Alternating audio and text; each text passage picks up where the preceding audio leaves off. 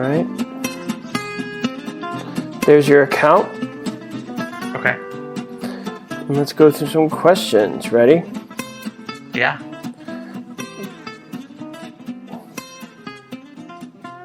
Okay. What do you think? Definitions of market value are least concerned with.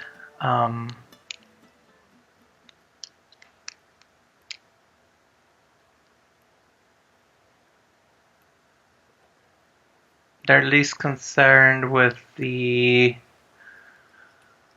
market cost. Good. Do you own a house? No, You own a pair of shoes? I do. If I offer to buy your shoes, and you give me a price, and I asked you, I'll pay what you paid for them, what would you say? Yeah. Well, you'd say what I paid for them is not relevant. Because Right. now shoes wasn't the best examples. They get worse. Houses. Oh yeah. I should Unless it's one of the ones I just keep in the box and not wear. Right. You understand my point, though. It's like Yeah. For sure. yeah, shoes was actually a terrible example. But the cost isn't relevant to the value. Yeah. Makes sense.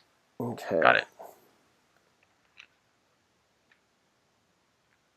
Okay. So which of the following items can be deducted from income tax purposes on real estate which is held disposal as personal? I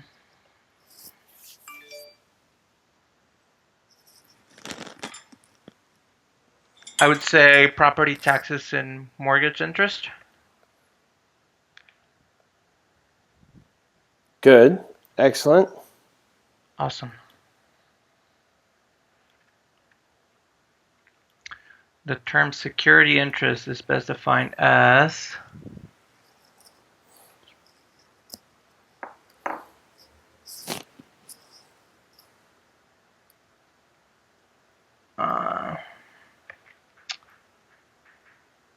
I don't know. This one I'm kind of blanking out. I know for sure it's probably not going to be the use of stocks and bonds. So take a stab at it, then we'll get the answer. Okay. So I would say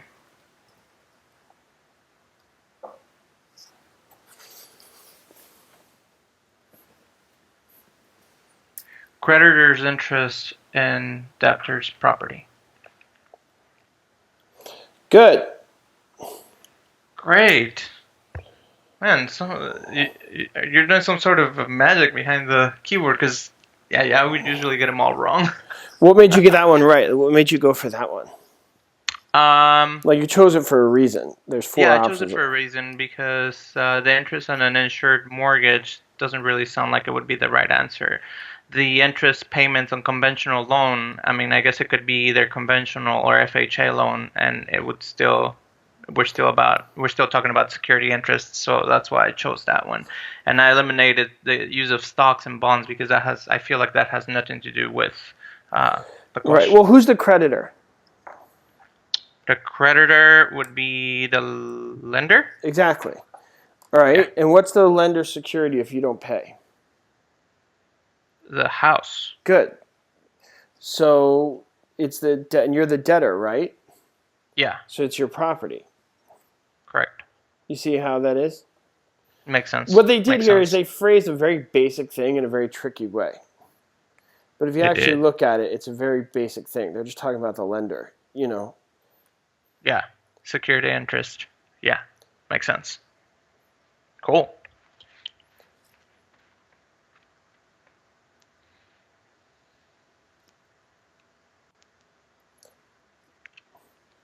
Okay, read this one.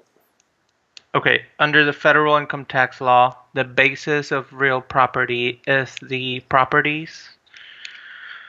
Okay, so fair market value, assessed value prior to sell, purchase price minus existing assumed loans, or cost.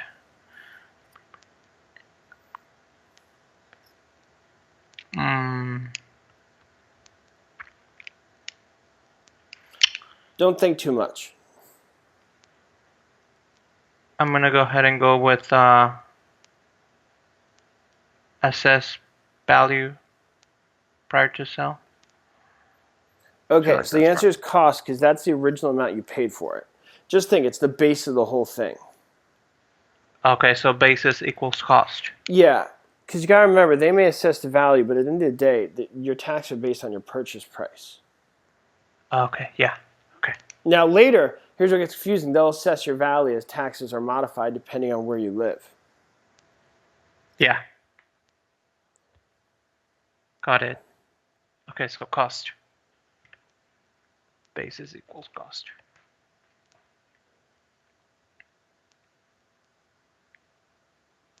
Oh, we just did that one. Don't look at that yet. Okay.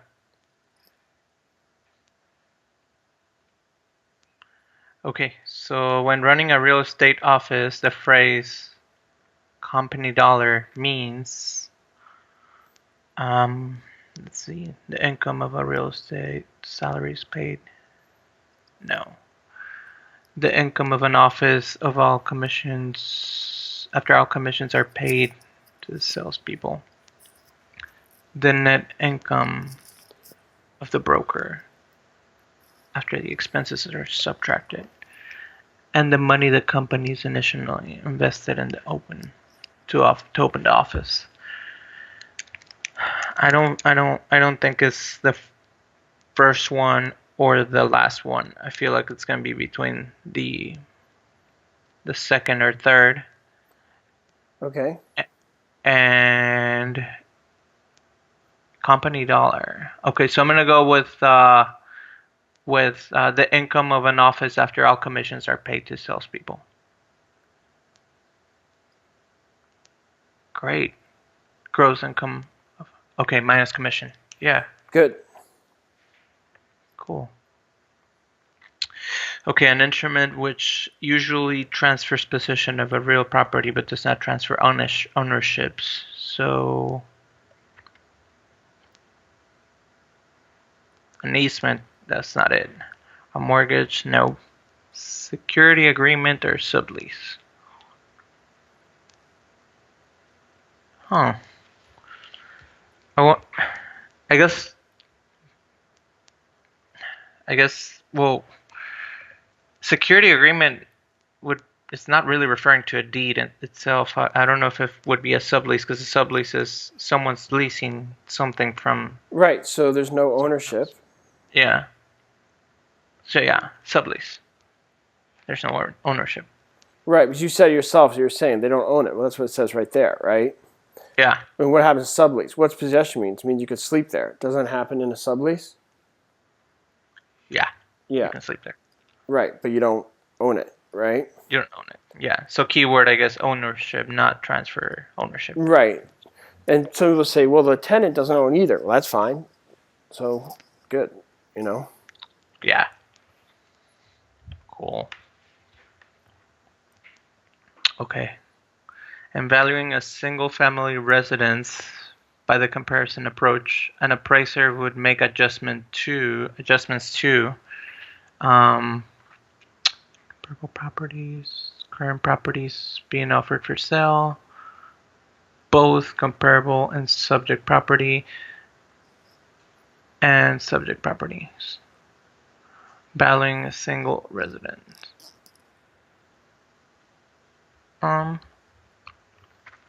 The answer is current properties being offered for sale. So I need to really understand the difference between exclusive listing, exclusive agency listing, and exclusive authorization and right to sell. I can kind of tell you what I have as a baseline, and maybe you can tell me if I'm right or wrong, so that way I can just really keep it in my head as is, or should I change it? Okay, so which was the first one? Exclusive. Well, the first one is exclusive listing. All right. Okay, so exclusive listing, to my understanding, is that's the one I'm having trouble with. Exclusive agency listing means that anyone can sell the house, whether the owner or the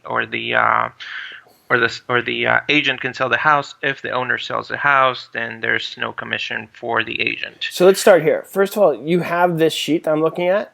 Yeah, I have it here. Okay, go, cool. So the exclusive listing, Okay. right, means one broker. Okay. Okay? Okay. One broker. Mm-hmm. All right?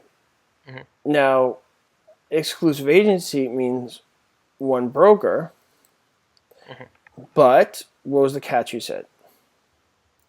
Right to sell, basically, if the owner sells, no commission. All right, so if seller sells, Yeah. no commission to broker. Okay? Yep. So that's a doozy right there. Yeah. Okay? No commission. Yeah. The exclusive right to sell says what? One broker. Yeah. One commission, regardless of who sells. Right. Commission regardless of who sells. Yep. Okay? Yep. Now, the words you sometimes hear is procuring cause. Right. What does that mean?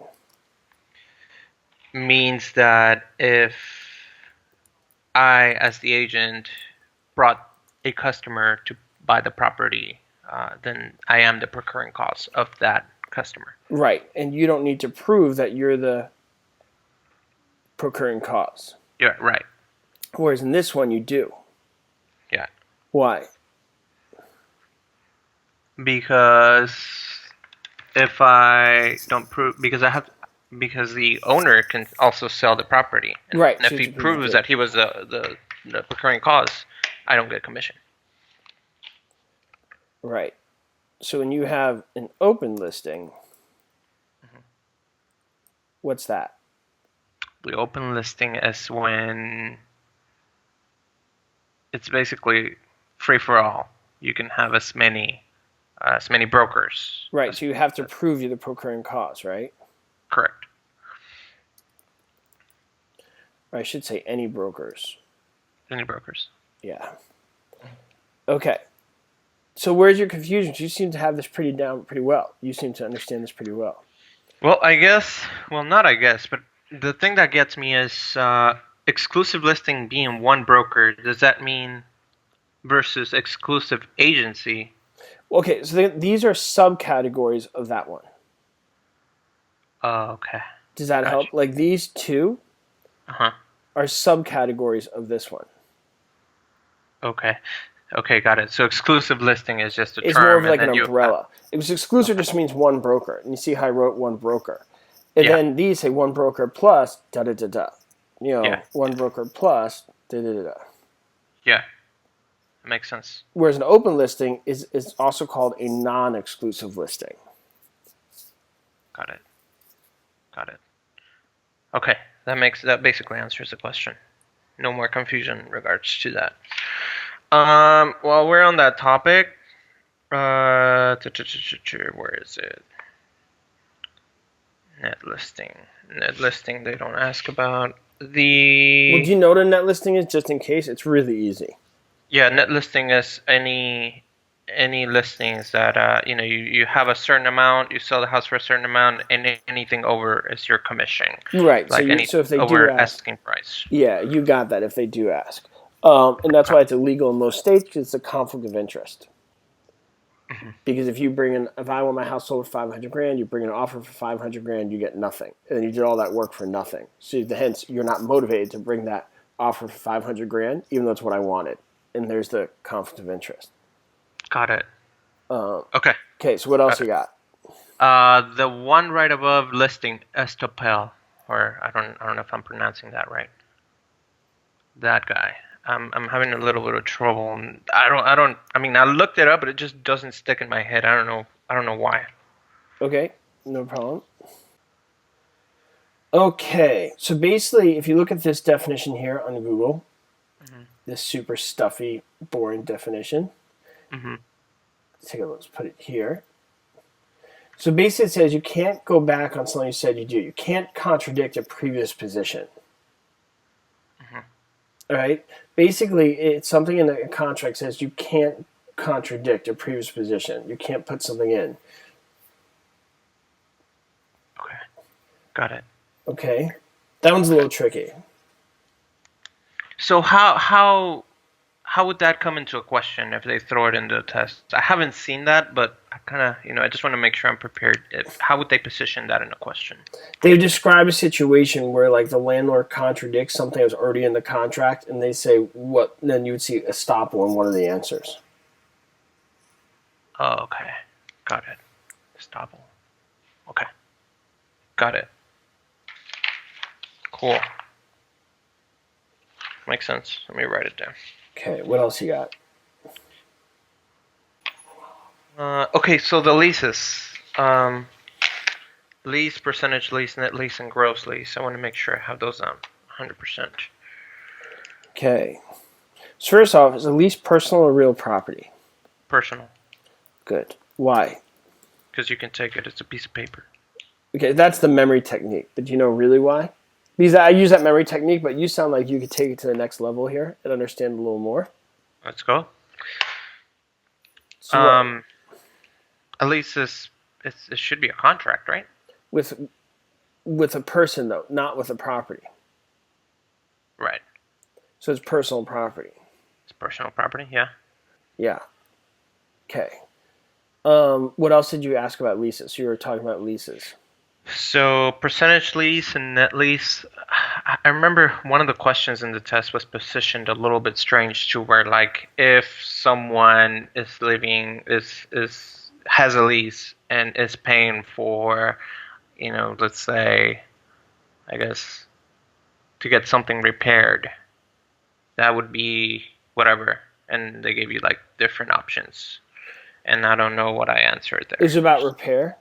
Yeah, it was about repairs, which at this point, then. right, because that's maintenance, right? Exactly. And you know this stuff, man. You're going to do fine.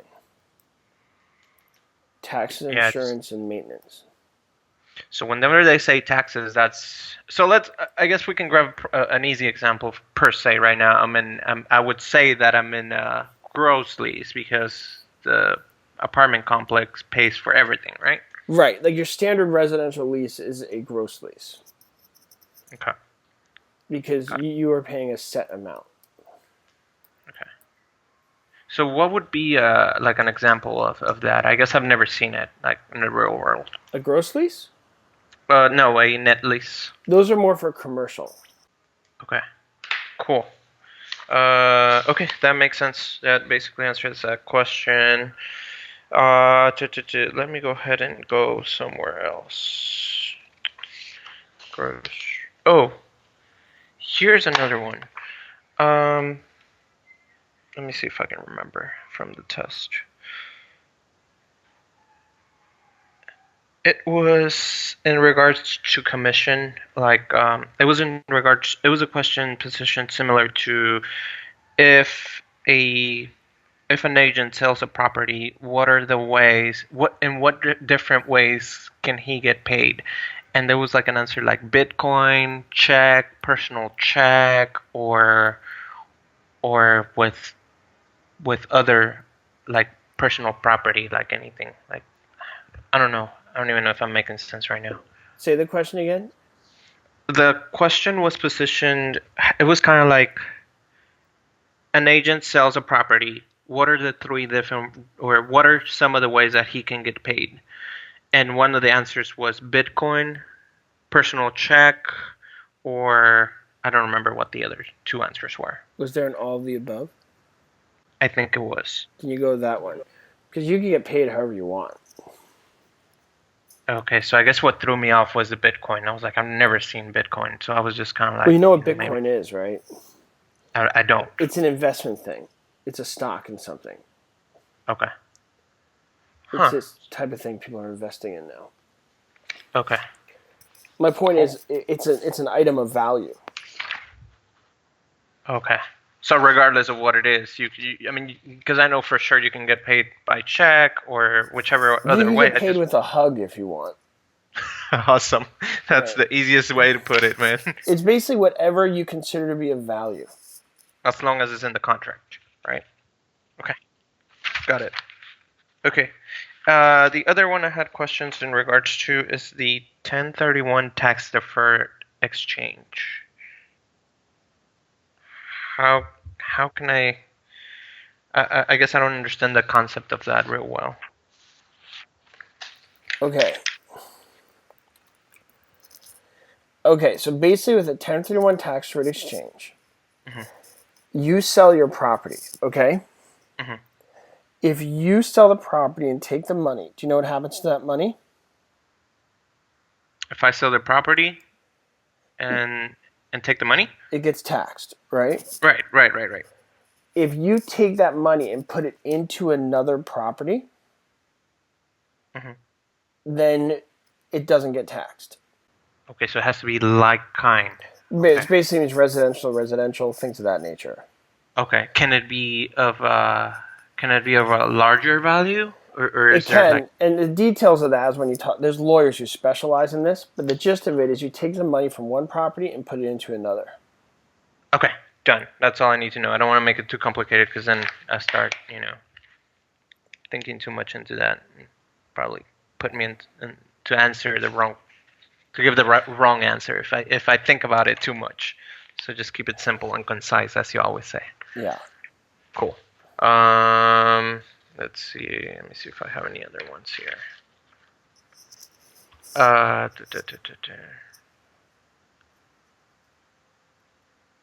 With the Fair Housing Act, with that one's in regards to no discrimination against any color, race, and whatnot.